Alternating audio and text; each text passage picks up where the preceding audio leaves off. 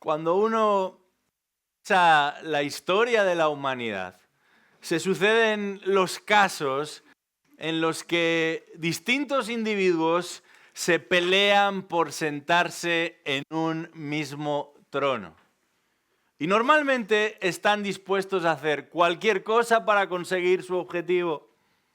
Eso exactamente sucedió aquí, en esta ciudad, en este país, en España, hace poco más de 3 siglos. Durante 13 intensos años, entre 1701 y 1714, España experimentó una terrible guerra civil, con una población dividida en 2 grandes bandos, el bando del norte y el bando del sur, y todo porque el rey Carlos II había muerto sin descendencia. En su testamento designó a Felipe de Anjou como su legítimo sucesor, pero varias personas influyentes en la corte no estaban dispuestas a que este hombre fuera el siguiente rey. ¿Por qué? Bueno, entre otras razones, porque este Felipe era también el heredero al trono de Francia. De manera que de ser reconocido rey, llegado el momento, sería el rey de España y el rey de Francia al mismo tiempo. Así que esto les parecía demasiado peligroso y propusieron a otro candidato. Un sobrino de este Carlos II, que también se llamaba Carlos. Y por 13 años el país estuvo enfrentado, dividido en guerra, hasta que finalmente llegaron a un acuerdo. Si Felipe quería ser el rey de España, entonces tendría que renunciar a la corona de Francia. Y eso hizo. De manera que bajo el título de Felipe V fue rey, el primero de los Borbones, y reinó durante 46 años aquí en España. En el texto que tenemos por delante en esta mañana, nos encontramos también con 2 fuentes de autoridad, con 2 aspirantes al trono. El primero parece tener ventaja, porque ya se encuentra en el palacio y vive con todo tipo de lujos y sirvientes que hacen lo que él les pide. El segundo viene de ser rechazado por una multitud anónima, pero también rechazado por su propia familia. El primero se divierte en un banquete y celebra un cumpleaños, su cumpleaños, en el que están presentes todos sus amigos. Mientras que el segundo candidato está a punto de ser avisado como su íntimo defensor, posiblemente su único defensor, acaba de ser injustamente decapitado. En esta historia nos encontramos con 2 fuentes de autoridad, con 2 candidatos al trono, pero solamente uno de los 2 merece sentarse en ese trono. Solamente uno de los 2 es el legítimo rey. Solamente uno de los 2 es el verdadero rey. Os invito a abrir vuestras Biblias al capítulo 14 del Evangelio de Mateo. Mateo capítulo 14, y vamos a leer los versículos del 1 al 12. Mateo 14, versículo 1 en adelante. Dice así la palabra de Dios. Por aquel tiempo, Herodes el tetrarca oyó la fama de Jesús y dijo a sus sirvientes: este es Juan el Bautista. Él ha resucitado de entre los muertos y por eso es que poderes milagrosos actúan en él. Porque Herodes había prendido a Juan, lo había atado y puesto en la cárcel por causa de Herodías, mujer de su hermano Felipe. Porque Juan le decía: no te es lícito tenerla. Y aunque Herodes quería matarlo, tenía miedo al pueblo, porque consideraban a Juan como un profeta. Pero cuando llegó el cumpleaños de Herodes, la hija de Herodías danzó ante ellos y agradó a Herodes. Por lo cual le prometió con juramento darle lo que ella pidiera. Ella, instigada por su madre, dijo: dame aquí en una bandeja la cabeza de Juan el Bautista. Y aunque el rey se entristeció a causa de sus juramentos y de sus invitados, ordenó que se la dieran. Y mandó decapitar a Juan en la cárcel. Y trajeron su cabeza en una bandeja y se la dieron a la muchacha y ella se la llevó a su madre. Los discípulos de Juan llegaron y recogieron el cuerpo y lo sepultaron y fueron y se lo comunicaron a Jesús. Hasta aquí nuestra lectura en esta mañana. Si has venido siguiendo esta serie de predicaciones en Mateo, te darás cuenta de que el tipo de texto que tenemos en esta mañana es distinto a lo que hemos venido analizando en las últimas semanas. Pasamos de una lección a una narración, de una lección en forma de parábolas a una narración en la que no interviene ningún personaje. El evangelista Mateo va a ser quien tome la palabra y lo va a hacer para explicarnos qué le ha sucedido a Juan el Bautista. Pero el texto, en realidad, no nos va a hablar tanto de Juan el Bautista, sino más bien de un hombre que se llama Herodes, Herodes tetrarca. Jesús ha venido predicando acerca del reino de los cielos, ofreciendo a los judíos la posibilidad de disfrutar de un gobierno celestial, aquí en la tierra, en su tierra, pero ellos prefieren continuar con sus actuales gobernantes, con sus costumbres, antes de rendirse al verdadero y legítimo rey. Y Mateo quiere que sepamos que la otra alternativa pasa por mantener en palacio a Herodes tetrarca, el hijo de Herodes el Grande, aquel que en su día había tratado de matar a Jesús, asesinando a todos esos niños menores de 2 años. Este Herodes tetrarca, el hijo de Herodes el Grande, en realidad no es un rey, sino un gobernante que alcanza el poder por línea hereditaria. Es verdad, cuenta con bastantes privilegios, pero no deja de ser un vasallo al servicio de los romanos. Ellos son los que realmente gobiernan. ¿Por qué entonces se le llama rey en el versículo 9? ¿Es que Mateo estaba confundido? ¿Y por qué entonces nosotros estamos presentando este contraste entre 2 reyes, Herodes y Jesucristo? ¿Es que estamos también confundidos? Bueno, precisamente aquí reside, como diríamos coloquialmente, el quid de la cuestión, porque Mateo se va a referir a Herodes como un rey, y es que así era como este hombre quería ser conocido. Así este hombre quería ser tratado. Así es como este hombre demandaba ser tratado.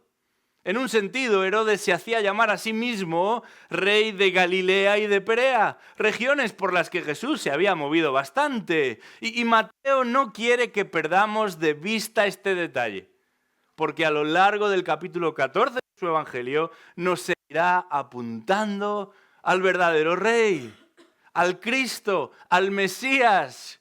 Y sin embargo, quiere dejar constancia aquí en estos versículos que no es él el que se sienta en el trono, es Herodes el que ocupa ese lugar. Así que, más que de Juan el Bautista, esta es la historia de Herodes el ilegítimo, el rey que pretendía ser lo que no merecía. Y al acercarnos a esta historia, lo primero que nos encontramos aquí es con lo siguiente: un rey irracional. Herodes es un rey irracional, versículos 1 y 2. Vamos a leerlo una vez más. Dice ahí: por aquel tiempo Herodes, el tetrarca, oyó la fama de Jesús y dijo a sus sirvientes: este es Juan el Bautista. Él ha resucitado de entre los muertos y por eso es que poderes milagrosos actúan en él.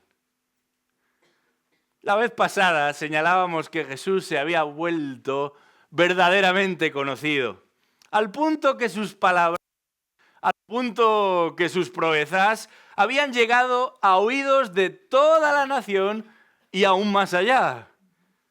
Por eso insistíamos en que a simple vista resultaba muy llamativo que los vecinos de su pequeñito pueblo lo rechazasen. Podría resultar desconcertante que su propia familia también se avergonzase de él, siendo tan famoso, siendo tan popular. Pero como hemos visto ya, sus vecinos lo rechazan no porque no perciben las capacidades de Jesús. Sus familiares se avergüenzan de él, pero no porque no sepan de las habilidades de Jesús. Sus vecinos lo rechazan y sus familiares se avergüenzan de él simplemente porque no creen en él. Lo han visto, lo han oído, lo han palpado, pero no son de él, no creen en él, no se han rendido a él. Y ahora Mateo sitúa su historia en el palacio de Herodes y nos confirma que por muy amurallado que estuviese aquel palacio, las noticias de Jesús habían atravesado esas paredes. Herodes era muy consciente de la influencia de Jesús. Herodes estaba al tanto de la influencia como del poder de Jesús. Entre otras razones, porque Jesús había pasado gran parte de su ministerio muy cerquita de donde este Herodes se encontraba. Apenas a menos de 15 kilómetros estaba Capernaum del palacio de Herodes. De manera que todos estaban al tanto de lo que estaba pasando con Jesús.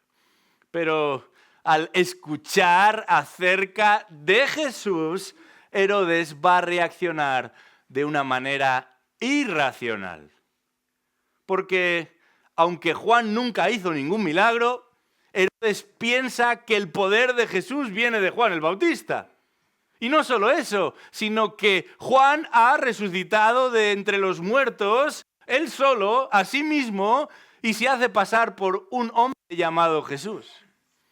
Y esto no tiene ningún sentido desde el punto de vista teológico. El mismo Juan advertía a todos sus oyentes que él venía como un heraldo, como uno enviado antes de, como un representante de alguien mucho mayor que él.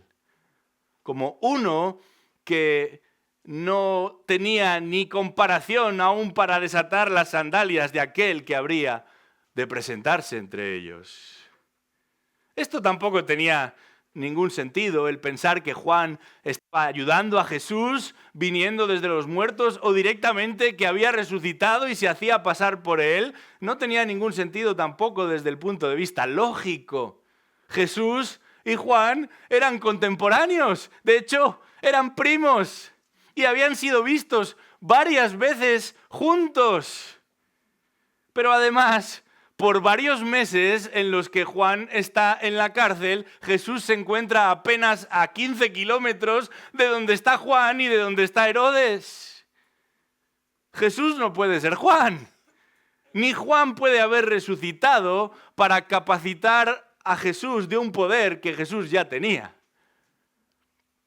De manera que nos encontramos aquí con un hombre absolutamente irracional. Y no es la falta de información lo que lleva a Herodes a pensar de esta manera, es la falta de entendimiento. Es la incapacidad de interpretar la información. Herodes no era un ignorante, pero actuaba irracionalmente. Tenía la información, conocía los hechos, pero actuaba irracionalmente. Y este es el problema de muchos hoy. Nunca en la historia de la humanidad ha habido tantas personas tan bien informadas. Nunca en la historia de la humanidad ha habido tantas personas tan tituladas, con estudios, con formación amplia a sus espaldas, tantos diplomas adornando los despachos, las habitaciones, los pasillos de las casas. Pero nunca en la historia de la humanidad ha habido tantas personas actuando, a pesar de toda esa información, a pesar de toda esa formación, tan irracionalmente, respondiendo a la realidad en base a sus miedos, respondiendo a la realidad en base a sus emociones, afrontando la realidad en base a tantas supersticiones, enfrentando la realidad en función de cómo se sienten en esa mañana. Esto es precisamente lo que le sucedía a Herodes. No era la falta de información, no era la falta de formación, era el dejarse llevar de una manera irracional. Porque esta es la descripción de una persona irracional. No es que no sepa, no es que no le hayan informado, es que no está interpretando bien, no está afrontando bien la realidad. Pero además de ser irracional, este era un hombre inmoral. Esto es lo segundo que este texto nos presenta en cuanto a él. Herodes es un rey irracional, pero también un rey inmoral. Versículos 3 al 5. Un rey inmoral. Vamos a leerlo de nuevo. Dice ahí, versículo 3 de Mateo capítulo 14, porque Herodes había prendido a Juan, lo había atado y puesto en la cárcel por causa de Herodías, mujer de su hermano Felipe. Porque Juan le decía, no te es lícito tenerla. Y aunque Herodes quería matarlo, tenía miedo al pueblo porque consideraban a Juan como un profeta. Herodes era un candidato ilegítimo al trono en el que él se quería sentar, no solamente porque resultaba ser alguien irracional, también era un inmoral. La vida de Herodes parece más un culebrón de una mala película que una historia real, pero es lo que realmente sucedió. Herodes había heredado su posición con apenas 17 años de edad cuando su padre muere. Y desde hacía un tiempo estuvo casado con una hija del rey Aretas del territorio de Nabatea. Pero en un viaje a Roma en el año 29 después de Cristo, se para por el camino para visitar a su hermanastro Felipe. Y allí se encuentra con Herodías, la mujer de su hermanastro, que a su vez es su prima. Y en un momento determinado se dejan los dos llevar por la pasión. Y Herodías promete seguirle hasta el final, siempre y cuando se deshaga de su mujer. Y esto es lo que va a hacer Herodes. Se va a deshacer de su esposa. Va a repudiar a su esposa, la va a expulsar de su casa y lo hará para poder contraer un nuevo matrimonio con esta Herodías, la mujer de su hermanastro. Cuenta la historia que como venganza el rey Aretas, es decir, su suegro, le declara la guerra a Herodes y además le vence. Y va a ser solo por la intervención de Roma que Herodes conserva su vida y su posición. Aquí lo tenemos, a Herodes. Por supuesto, las leyes judías no permitían ningún tipo de divorcio y casamiento de esta manera, pero Herodes, a pesar de que dice seguir la religión de su pueblo, se acoge a la ley romana para justificarlo, porque es un inmoral. Imaginaros la contradicción. El gobernante judío, el que se hace llamar rey sobre una buena parte de los judíos, al menos los que están en Galilea y en Perea, es un inmoral, es un adúltero declarado, todo el mundo lo sabe. Se ha producido una guerra porque ha abandonado a su mujer para casarse con la mujer de su hermanastro. Es tan inmoral que es incapaz de respetar ni aún a la mujer de su hermano. De manera que, dice el texto, Juan va a denunciar a esta degeneración moral. Y Herodes no lo mata antes porque teme al pueblo. Un pueblo que respeta a Juan mucho más de lo que respeta a Herodes. Esto es lo que nos señala el versículo 4. Dice ahí que Juan decía, no te es lícito tenerla. Resulta interesante la forma de este verbo decía, porque es muy reveladora. El original indica que se trata de una advertencia constante, continuada, repetida de parte de Juan para con Herodes. Por mucho tiempo, Juan el Bautista insistió, no te es lícito tenerla. No sabemos de qué manera llegaron a conseguir verse el uno al otro, pero de alguna forma Juan el Bautista hizo llegar esta verdad a Herodes. No puedes seguir con esta mujer. Constante, continuada, repetida de parte de Juan esta advertencia para con Herodes. Pero Herodes no se arrepentía. Herodes insistía en hacer lo malo y no importa quién o qué se le pusiese delante. De hecho, ya os he mencionado que si no llega a ser por los romanos, se hubiera producido otra guerra civil y haría tiempo que los restos de Herodes estarían en el cementerio. No podemos pasar por alto aquí la actitud fiel de Juan el Bautista. Especialmente en un tiempo en el que oímos a muchos predicadores y líderes pidiendo el voto para este político, para aquel político, pero pocas veces denunciando la inmoralidad que observamos a nuestro alrededor.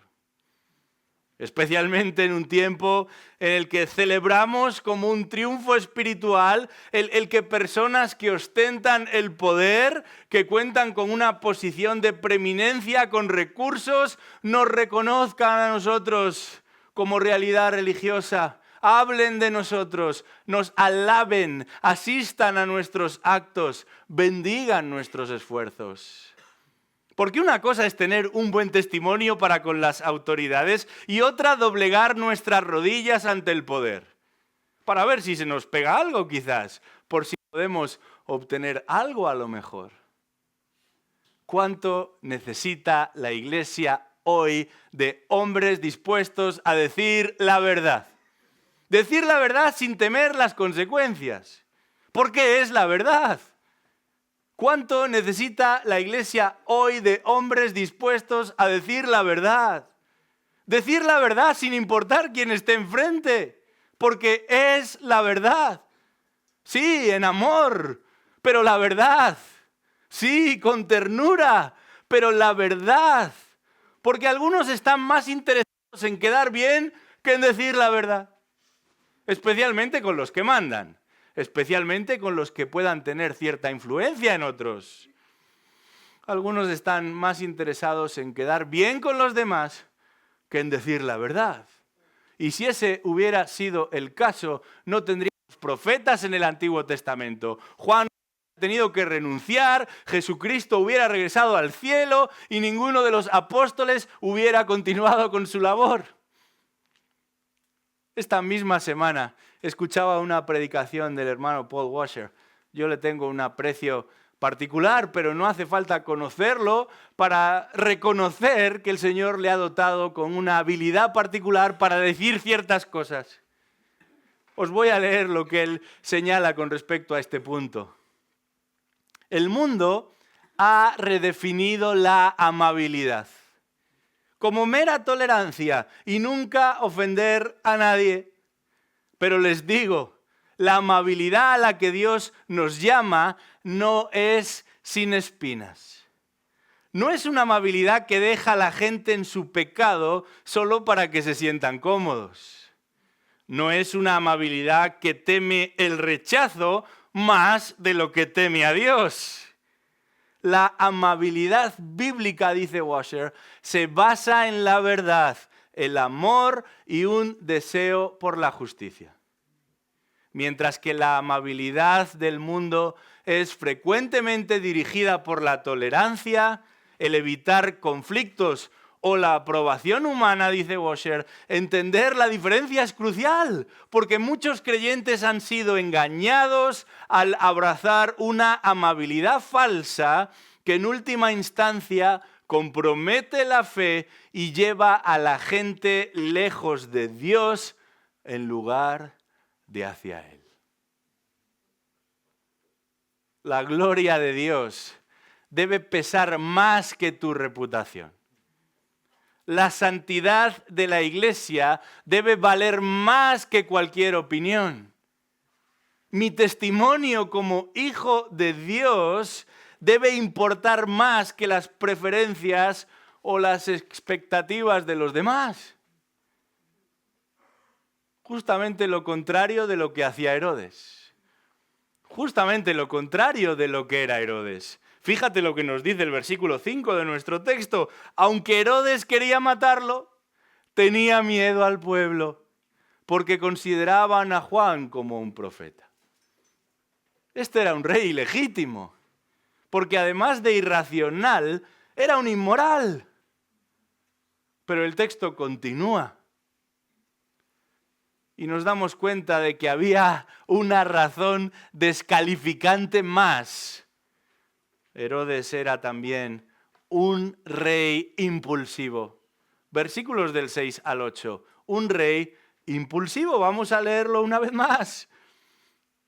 Pero cuando llegó el cumpleaños de Herodes, la hija de Herodías danzó entre ellos y agradó a Herodes, por lo cual le prometió con juramento darle lo que ella pidiera. Ella, instigada por su madre, dijo: «Dame aquí en una bandeja la cabeza de Juan el Bautista». Cuando leemos el libro de Proverbios, nos encontramos con múltiples exhortaciones a ser prudentes. El rey Salomón, por extensión, nos escribe a todos los que leemos el libro, pero antes que a ningún otro lector, tiene en mente a su propio hijo. Uno que como él un día se iba a sentar en el trono. Uno que como él un día iba a gobernar a un pueblo. Uno que como él un día tendría la capacidad de influir en la vida de muchos, la autoridad sobre la vida de muchos. De ahí que la templanza, la mesura, el dominio propio resulten tan importantes en la vida de cualquiera, pero en particular de aquellos que tienen una responsabilidad directa sobre otros. Y en ese libro de Proverbios, en el capítulo 17, versículo 27, leemos lo siguiente: «El que retiene sus palabras tiene conocimiento, y el de espíritu sereno es hombre entendido. Aún el necio cuando calla es tenido por sabio, cuando cierra los labios por prudente». Qué importante es pensar antes de hablar. Qué importante es pensar antes de hacer cualquier cosa. Y no simplemente pensar, sino evaluar aquello que se nos propone hacer o que nos proponemos hacer bíblicamente, a la luz de la palabra de Dios. Siempre antes de hablar o de tomar una decisión, hemos de pensar bíblicamente. ¿Cuántas situaciones se hubieran podido evitar? ¿Cuántas situaciones hubiéramos podido evitarnos a nosotros mismos? No dejándonos llevar por la emoción del momento, no cediendo a nuestras inclinaciones, a nuestros deseos. Normalmente inclinaciones y deseos pecaminosos. Esto es precisamente lo que le sucede a Herodes en plena celebración de su cumpleaños. No es esta la razón por la que no hacemos cumpleaños aquí en el local, pero quizás habría que tenerlo también en cuenta, sea el cumpleaños aquí o en cualquier otro lugar. El versículo 7 es enfático, dice ahí: por eso con juramento, el original dice con juramentos en plural, le aseguró conceder a esta joven lo que le pidiese. No es que se le escapó una S a Mateo, es que este hombre, en pleno desenfreno, insistió no una ni dos veces, sino muchas veces: pídeme lo que quieras, te lo daré. Normalmente, el evangelista Marcos va a ser mucho más escueto en sus explicaciones. No es tan detallado en sus explicaciones como lo pueda ser o como lo pueda ser Lucas. Por eso su libro es mucho más breve que los otros dos. Pero a veces hay excepciones. Y en el capítulo 6 de Marcos, en el texto paralelo, el evangelista nos proporciona una información que va a ser útil para entender la actitud de Herodes con aquella joven. El rey dijo a la muchacha, dice Marcos, pídeme lo que quieras y te lo daré. Y le juró, te daré lo que me pidas, hasta la mitad de mi reino. ¿De verdad? ¿Por un baile? Hasta la mitad de mi reino. Esta es la propuesta de Herodes a esa chica. Probablemente potenciada por el alcohol y la lujuria combinadas las dos. Y esto confirma cómo de impulsivo era este hombre dispuesto de dar la mitad de su reino a una niña de apenas 11 o 12 años que ni siquiera era su hija. Fíjate en este detalle, hasta ella mostró mucho más prudencia que Herodes, porque al menos dice el texto que fue a preguntarle a su madre qué debía pedirle a Herodes. A veces se dice eso de que los polos opuestos se atraen. Pero este Herodes y la que ahora es su mujer eran almas gemelas. No solamente se parecen en el nombre, Herodes y Herodías, sino que tienen un carácter muy similar. Solo hay que ver lo que esta mujer le indica a su hija en el versículo 8. ¿Qué es lo que debo pedirle a Herodes? La cabeza de Juan el Bautista. De nuevo, impulsividad también en ella. Tanta como para usar a una niña de 11 años, que es su hija, de una forma tan macabra. Bueno, en un sentido ya lo había venido haciendo, permitiendo que fuese un entretenimiento sexual en un cumpleaños lleno de borrachos. Pero el odio hacia lo que este Juan representaba podía más que el sentido común. Podía más que su deber como madre. Podía más incluso que aún la oportunidad egoísta de garantizarle un futuro a su hija. Medio reino estaba a su disposición. No era suficiente para Herodías que Juan estuviese en la cárcel. No era suficiente haber silenciado a este enviado del Señor, privándole de su libertad. Juan ya no tenía audiencia en la prisión. Pero el odio de Herodías resultaba incontenible. Insisto una vez más, esta era su hija, no la de Herodes. Y antes o después sería de Herodes, no de Herodías, el que iba a heredar el trono de su padre. Pero en lugar de pensar en su hija y la ventaja que humanamente podría haber obtenido, la impulsividad los llevó a los dos, Herodes, Herodías, a cometer un crimen y a rechazar la palabra no de Juan, sino de Dios. Pero hay algo más que hacía de Herodes un candidato ilegítimo al trono sobre el que estaba sentado, o sobre el que pretendía seguir sentado, y es que Herodes era un rey influenciable. Un rey influenciable, versículos del 9 al 11. Dice así Mateo 14, 9. Aunque el rey se entristeció a causa de sus juramentos y de sus invitados, ordenó que se la dieran. Se refiere a la cabeza de Juan. Y mandó decapitar a Juan en la cárcel y trajeron su cabeza en una bandeja y se la dieron a la muchacha y ella se la llevó a su madre.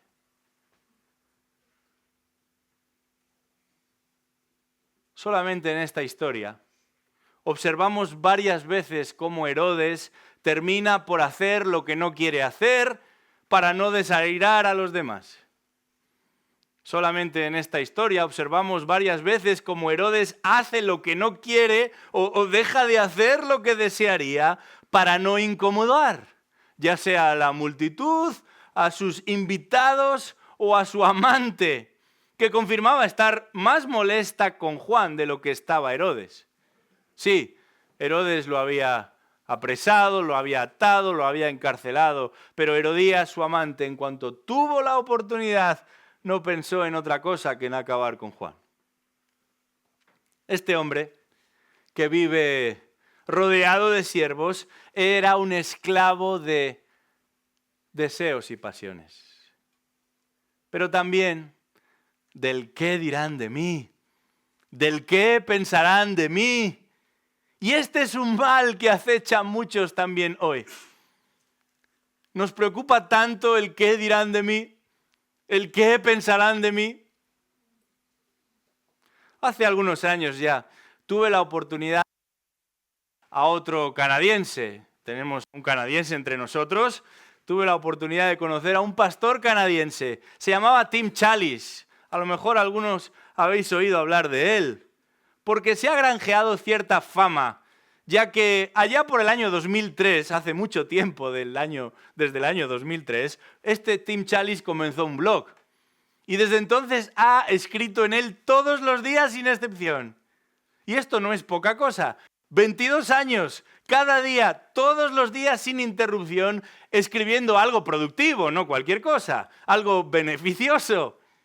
Y además de artículos, ha publicado varios libros. En uno de ellos dice lo siguiente: una razón por la que pecamos es porque anhelamos la aprobación de las personas o tememos su rechazo. Necesitamos la aceptación de otros y cuando nos la dan, esas personas pueden controlarnos. La terminología para esto, dice Challies, sería miedo al hombre. Que levante la mano y que tire la primera piedra el que nunca ha temido la opinión de otro. Al que nunca le ha importado lo que piensan los demás, no lo que piensan los demás en general, sino lo que piensan los demás acerca de uno mismo. El temor del hombre o el temor hacia el hombre es un enemigo tan feroz como paralizante. Nos impulsa a hacer lo que no queremos hacer y nos previene de hacer lo que sí debemos hacer, porque en último término nos importa más lo que van a pensar los demás que lo que debería estar haciendo yo. Este era un problema para Herodes y lo es para muchos de los presentes también. Como un año más tarde a lo que se nos narra aquí, en el libro de los Hechos, nos encontramos con Pedro y con Juan, discípulos de Jesús, que en otra época también se habían doblegado a la presión del grupo. Habían sucumbido a las opiniones de la mayoría, al punto de abandonar a su maestro y dejarle solo en el momento más crítico de su ministerio.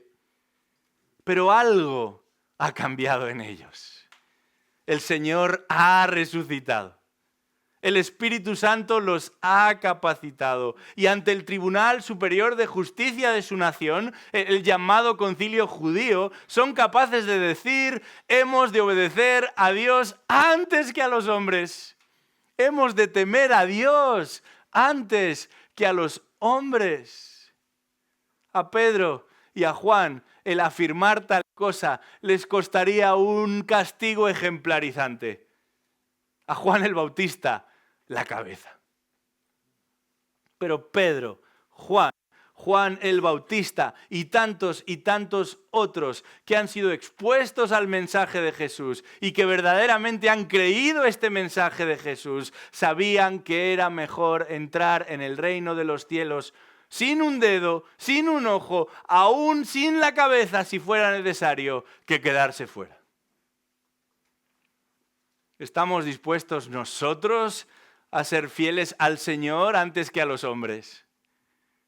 ¿Estamos dispuestos nosotros a pensar lo correcto, a decir lo correcto, a movernos solamente por lo que es correcto delante de Dios? Herodes no lo estaba. Y aún así pretende que todos lo teman. Se hace llamar rey, se sienta en el trono de Jerusalén, tiene suficiente autoridad como para ejecutar a quien le plazca, pero es tan débil como el menos capaz de los judíos. Es tan influenciable como el último de sus súbditos.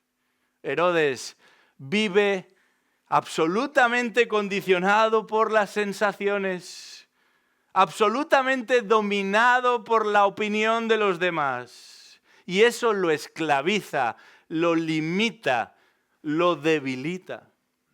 Te pregunto a ti en esta mañana, ¿es esta tu biografía también? ¿Es así como te levantas cada mañana? ¿Es así como te vas a dormir cada noche, más preocupado de lo que piensan los demás que de la opinión que Dios pueda tener de ti? Porque solamente hay uno al que deberíamos temer. Y es precisamente el candidato que está fuera del palacio, Jesucristo, el que tiene la autoridad y la responsabilidad de juzgar a los vivos y un día también a los muertos. Es a Él a quien debemos agradar. Es a Él a quien debemos temer. Es a Él a quien debemos obedecer. Al reflexionar en esta historia, no nos quedemos simplemente con lo malo que era Herodes o Herodías, su mujer, porque en el fondo o en la superficie nos parecemos demasiado. Nos parecemos demasiado. Y yo me pregunto, ¿qué haríamos nosotros si tuviéramos su poder, si tuviéramos su influencia, si tuviéramos su autoridad? Porque ¿no actuamos nosotros también de manera irracional tantas veces? Dejándonos dominar por nuestros propios sentimientos, sensaciones, pensamientos. ¿No nos comportamos también de manera inmoral?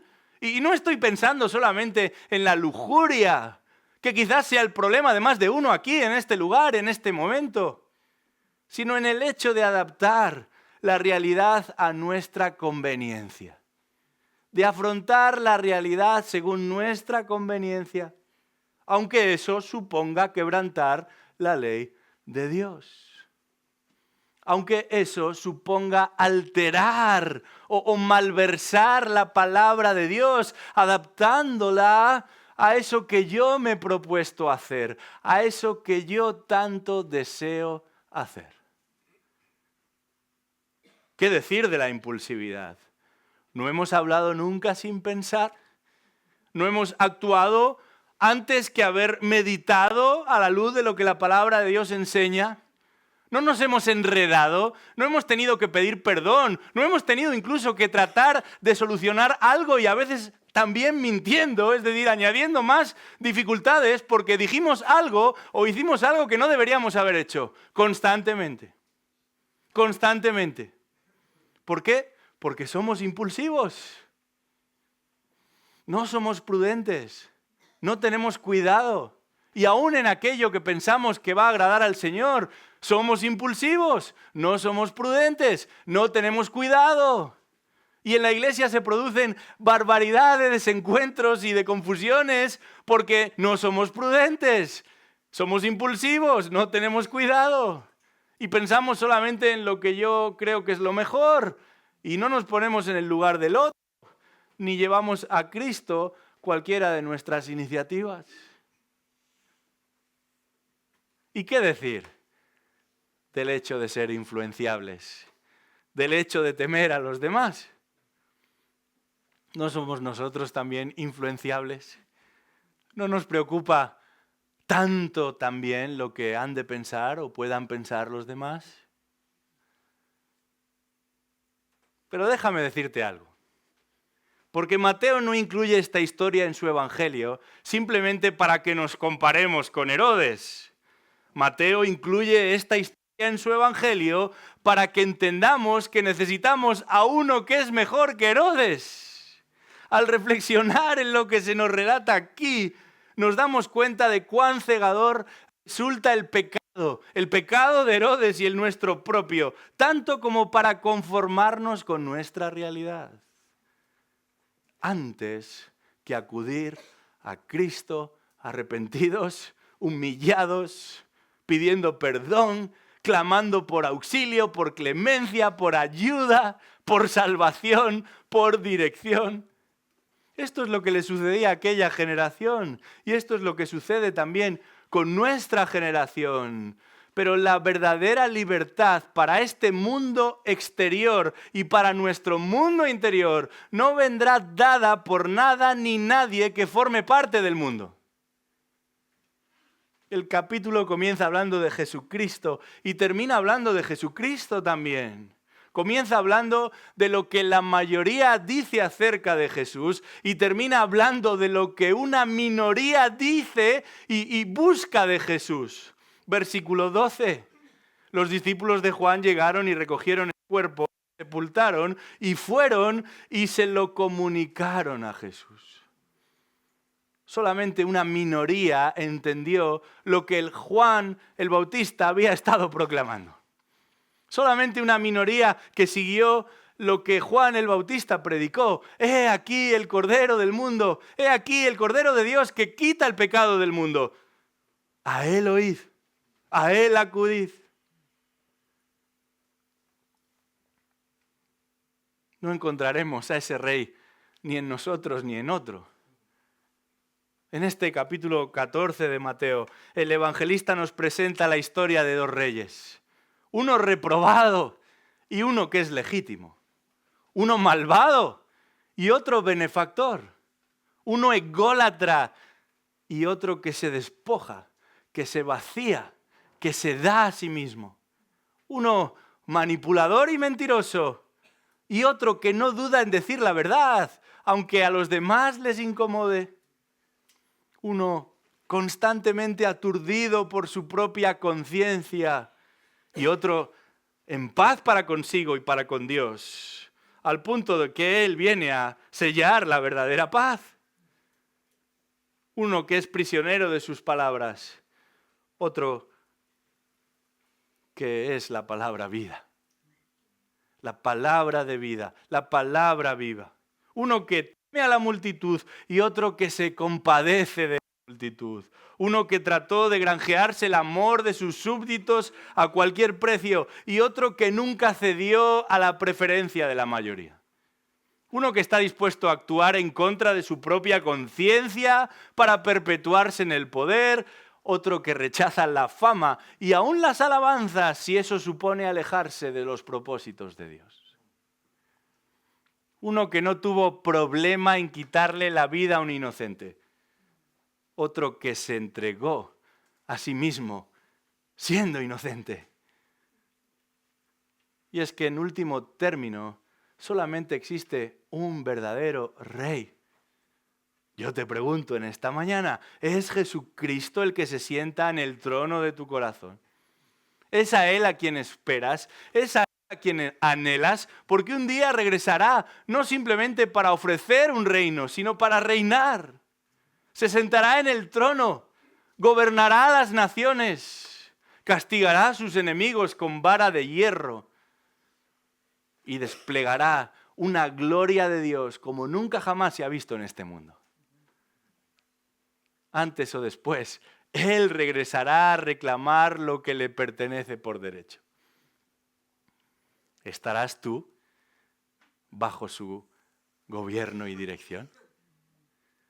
Quiera Dios que así sea. Vamos a orar. Señor y Padre, gracias por Jesucristo.